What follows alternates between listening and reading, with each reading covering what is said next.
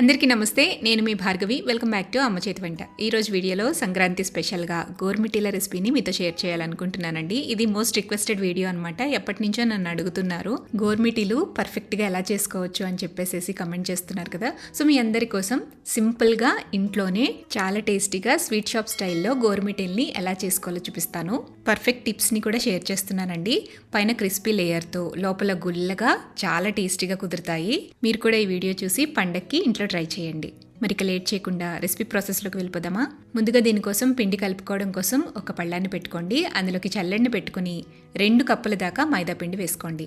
ఇక్కడ మైదా పిండి ప్లేస్లో మీరు గోధుమ పిండి అయినా వాడచ్చు. నేను స్వీట్ షాప్ స్టైల్ అని చెప్తున్నాను కాబట్టి ఇక్కడ మైదా పిండిని వాడుతున్నాను. మీరు గోధుమ పిండి వాడినా కూడా సేమ్ టేస్ట్ సేమ్ టెక్స్చర్ వస్తుంది. బట్ కలర్లో కొంచెం వేరియేషన్ ఉంటుంది అంతే. మైదా పిండి వేసుకున్న తర్వాత మొత్తం చల్లించేసేయండి. ఇలా చల్లించుకున్న పిండిలోకి 2 కప్పుల మైదా పిండికి అరకప్పు దాకా బొంబాయి రవ్వ వేసుకోవాలి. ఇప్పుడు మొత్తం అంతా కూడా కలిపేసేసి ఇందులోకి 1/2 టీ స్పూన్ దాకా ఉప్పు, చిటికెడంతా వంట సోడా వేసుకోండి.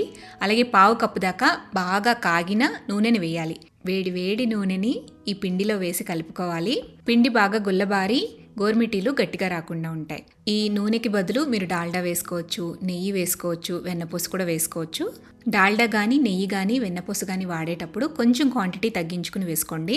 నూనె వేసి పిండి బాగా కలిపిన తర్వాత నేను టెక్స్చర్ చూపిస్తున్నా చూడండి. ఇలా గట్టి ముద్ద రావాలన్నమాట. ఇలా మనం మాయిస్ట్గా కలుపుకుంటే గోరుమిటీలు పర్ఫెక్ట్ స్వీట్ షాప్ స్టైల్లో వస్తాయి.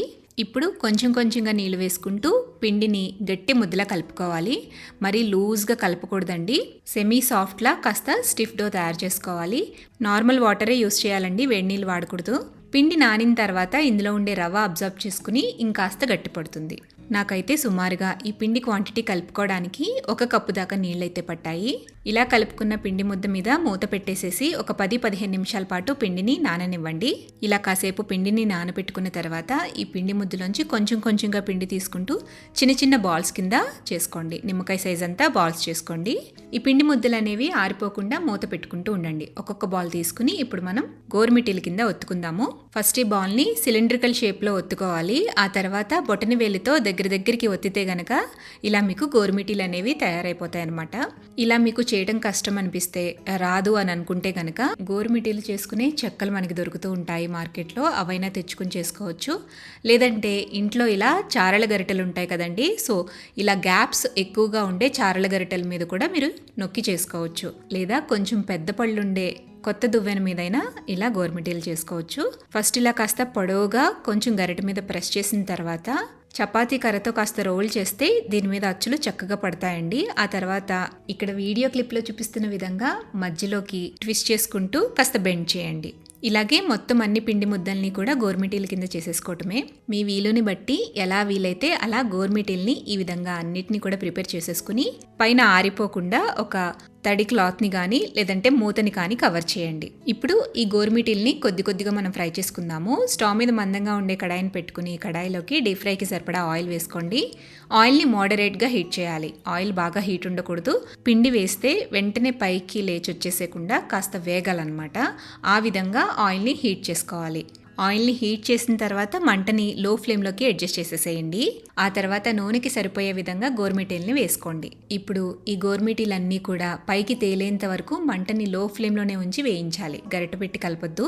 కొద్దిసేపటికి వాటంతటా అవే పైకి తేలుతాయి. ఇలా తేలిన తర్వాత మంటని మీడియం ఫ్లేమ్లోకి అడ్జస్ట్ చేయండి.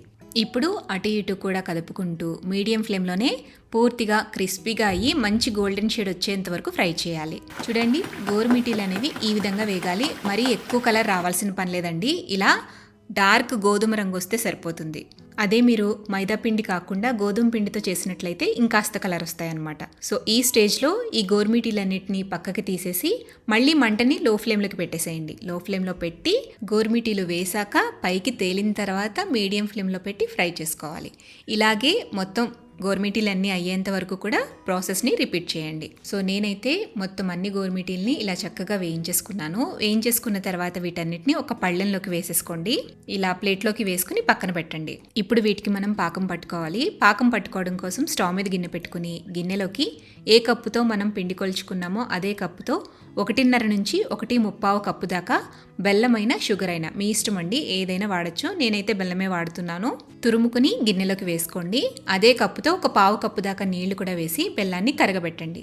ఇక్కడ బెల్లం పాకం అనేది చాలా ఇంపార్టెంట్ అనమాట. బెల్లం పాకం ఎలా రావాలి అంటే తిక్కు తీగ పాకం అయినా రావచ్చు, లేదంటే మనం నీళ్ళల్లో వేస్తే సాఫ్ట్ ఉండైనా కట్టాలి. ఇలా పాకాన్ని ప్రిపేర్ చేసుకోవాలి. మీరు స్టవ్ మీద పెట్టి బెల్లం కరిగిన తర్వాత ఒక 5 నిమిషాలకి బెల్లం పాకం వచ్చేస్తుందండి లో ఫ్లేమ్లో ఉడికిస్తే.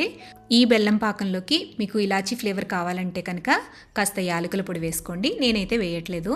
సో ఇలా పాకం వచ్చేసిన తర్వాత స్టవ్ ఆపేసేయండి. ఈ పాకం మొత్తాన్ని కూడా గోరుమిటీలు వేసుకున్న ప్లేట్లోకి ఫిల్టర్ చేసేసేయండి. ఇప్పుడు గరిటెతో ఈ గోరుమిటీలన్నిటికీ పట్టే విధంగా బాగా కలుపుతూ ఉండండి. పాకాన్ని ఒక మూలకి అనుకుంటూ ఇలా గోరుమిటీల్ని బాగా అందులో డిప్ అయ్యే విధంగా కలుపుకోండి. మీకు గోరుమిటీల పైన ఈ బెల్లం పాకం లేయర్ అనేది క్రిస్పీగా రావాలి అంటే కనుక కాస్త కలిపేసేసి అంతా కలిసిన తర్వాత అలా వదిలేసి పూర్తిగా చల్లారిపోనివ్వండి. లేదు కొంచెం సాఫ్ట్ టెక్స్చర్ ఉండాలి అని అనుకుంటే కనుక పాకం చల్లారేంత వరకు కూడా గరిటెతో కలుపుతూ ఉండాలన్నమాట. సో పాకం ఈ టెక్స్చర్ వస్తే మనకి సాఫ్ట్ లేయర్ వస్తుంది పైన. ఇలా కలిపేసుకున్నాక పూర్తిగా చల్లారేంత వరకు వదిలేసేయండి. చల్లారిన తర్వాత ఇలా చేత్తో గోరుమిటీల్ని ఈజీగా తీసేసేయచ్చు. ఇలా తయారు చేసుకున్న గోరుమిటీల్ని ఎయిర్టైట్ డబ్బాలో స్టోర్ చేసుకుంటే ఈజీగా 15 days to 20 days ఫ్రెష్గా మనం తినేసేయచ్చండి.